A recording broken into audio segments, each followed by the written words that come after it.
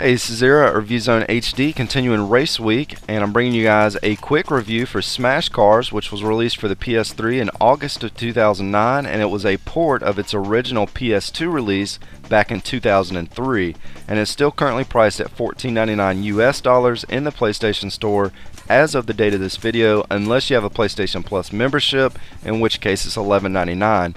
Now, I've stated this before in a review, but I really hate reviewing bad games because it just makes people mad that actually bought the game, or the one or two people somehow that managed to find a way to enjoy it. But there's no other way to put it. This is a bad game. I can't speak for the original PS2 or PC release of this game because I never played that version, and back then that game may have had some nice qualities to make it worth playing, but the same cannot be said for this title. It's extremely overpriced for starters. There's less than 2 hours of content to play on here with absolutely no replay value unless you want to play with a friend or go after a trophy.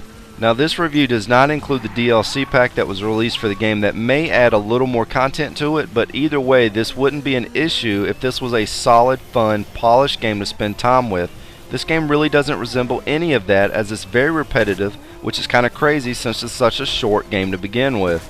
But the handling of the vehicles may somewhat loosely resemble what it's like controlling one in real life, but that enjoyment doesn't carry over into this game. Hitting a small rock or bump or using boost throws your vehicle wildly out of control. I've never seen such poor use of boost in any racer to date. You can't turn the vehicle hardly at all if you decide to use the boost, so you better make sure there's absolutely nothing but straight open space in front of you. It reminded me of a scene in which Johnny Knoxville straps bottle rockets onto a pair of roller skates and tries to go down the street while it's shooting off. That's pretty spot on to what you'll find in this game. The soundtrack and what little sound effects can be found in the game are largely forgettable, and are yet another reason I can't quite understand how this game was given a 7 by IGN standards, or given a better than decent review from any other major review company out there. There's just nothing this game does well, other than the fact that it at least functions without any major glitches or bugs, but that certainly doesn't qualify it as a game worth playing. What limited tracks are on this game are extremely small and resemble Planet Mini Golf for those that have picked that title up, which I reviewed that game a while back, and that's actually a pretty solid game. Now, I have played a couple other RC games, and while there's not a large selection to choose from, I'd recommend any of the other titles over this.